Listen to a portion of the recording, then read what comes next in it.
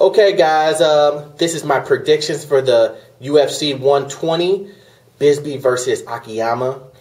Today's my birthday. I wasn't going to do a video today, but I love doing these videos so much that I'm going to go ahead and get this out the way.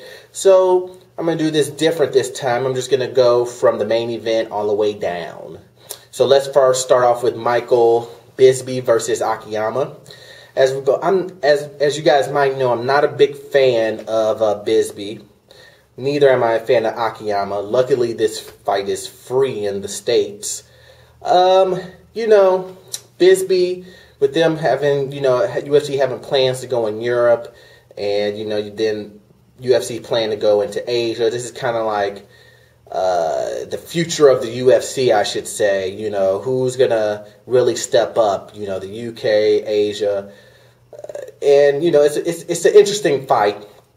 But I think that Bisbee is going to be the better fighter out of both of these guys, because I still have this thing where these guys come over from Japan and they just don't have it. They just don't have it to go against the guys in the States. And that goes for the same thing for the guys in UK. Even though the guys in UK don't do any, wrestling of any type, excuse me, neither does the guys over in Japan and whatnot. They don't do any wrestling there really either. So it's kind of the best of both worlds for both opponents. They don't have to deal with the wrestling. But I see Bisbee standing up and getting a better exchange and pretty much controlling Akiyama for 15 minutes in a pretty one-sided battle. So I'm going to go with Bisbee on this one. So let's go into the next fight, Hathaway versus Powell. This one is a really interesting fight also, too. I'm starting to really become a fan of Hathaway, especially when he just got done beating Sanchez in his last fight, which I picked Sanchez to win because I thought, Sanchez was going to really step it up after his loss he had just got from Penn. But, he pretty much got demolished that whole fight, all one-sided for Hathaway. So Hathaway is 14-0. And then I can see him. This is a big fight for Hathaway because he can really jump ahead of Bisbee as far as being the premier UK fighter. If he goes ahead and beats Powell in front of his British fans, I could really see him taking over that #1 spot. Not that I believe that Bisbee is worthy. Bisbee is a showman, and he's a good, I should say, entertainer and superstar for the sport, I should say. But necessarily his record doesn't reflect how good of a fighter he is. Hathaway has that record to show that he's a great athlete. He can go in there and get the job done. And if he goes ahead and beats Mike Powell in this, I really think that he'll turn into the #1 UK guy. So I believe that Hathaway is going to go ahead and win this one. I'm going to say he's going to do a submission, I would say, in the second round. Dan Hardy versus Carlos Conduit next. Hardy is really trying to come back from his loss that he had with GSP, that one-sided loss that he had. But he's going against a tough opponent in Conduit. I think Conduit has won 10 out of his last 11 fights. He just lost a split decision against Campman. Hardy's ground game, as you know, is kind of like fighting your little brother. You can pretty much hold him down, especially if your ground game is pretty good. But it's easy to see a scenario in which I believe Conduit takes him down and then pretty much submits him. That's kind of what I feel. But I think Hardy's going to pretty much come out, as he likes to bang. He likes to come out there and just start swinging. And I can really see Hardy coming out there and really catching Conduit with a hit. And really avoiding the takedowns, not getting on the ground and dominating Conduit on the ground. I don't see that happening at all. But I see him avoiding the takedowns with a little defense, and keep them fight on the feet. And I see Hardy winning this fight through a TKO or a knockout. So that's what I feel on that one. Then we have Wilkes and Patrick.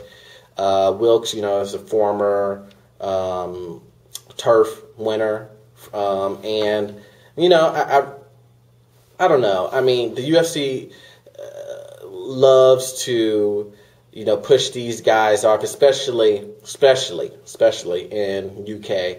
You have Bisbee, you have Wilkes, you got a couple of other guys that, excuse me, won the turf, and they push them up, especially when it comes to fighting in the UK as their superstars. So I really kind of see Patrick winning this one. I think he's 12-1. I can see him winning this by submission.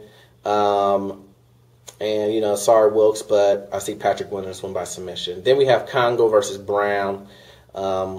This one should be a lot of fun. Brown is 10-0. You know, going against, you know, Congo, which is, you know, pretty, you know, we haven't seen him in a while, but, you know, Congo has that awesome ground and pound. You know, he also has the strength. But do I think Brown is really going to check Congo? No, I think he's going to get ground and pounded by Congo, and Congo end up, you know, trying to rebuild his way back up the heavyweight ranks and using Brown to get there. So we have let's recap it real quick. We got Bisbee winning, we got Hathaway winning, we got Hardy winning, and we have Patrick winning and Congo winning. Okay, so let's get on to the questions. We have Barnyard 27 asking me, okay, I know what your answer will be on this one is going to be, but who do you think is going to win between Quentin Rampage Jackson and Machida? Well, you know, you already know what I'm going to say, but it's going to be Machida. Machida's going to win this one. He's going to leg kick, you know, counter punch Jackson to death. Jackson has really become a one-dimensional fighter. He really, I don't know if his heart is truly in it like it is. I think since the movie, I really don't know. I really have to kind of see him. I mean, he was chubby in the last fight that he had with Rashad.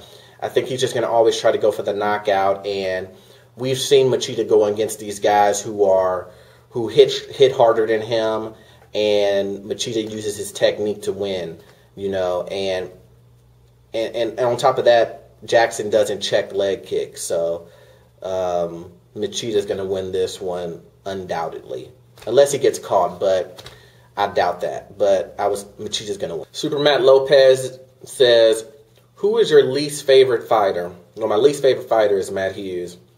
Reason being is because I've met him on numerous occasions, I should say.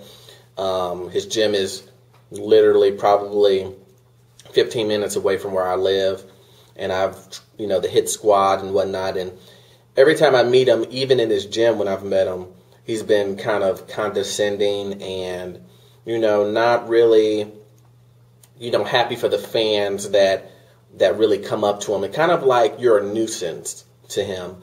And that's really just been my take on it. I'm not saying that's how he is all the time, but every time I've met him, and it's not been a situation to where I've met him and he's been, you know, surrounded by a lot of fans. So it's always been like a situation where it's just one-on-one, or, you know, I bump into him at a store or something like that, and not with the family or anything, just by himself, and it's been really rude. So he's probably my least favorite fighter. Well, that's all the questions I got for this week. So once again, if you guys have any other questions you want me to ask, if you send them to me, I will go ahead and give you an answer on my prediction videos.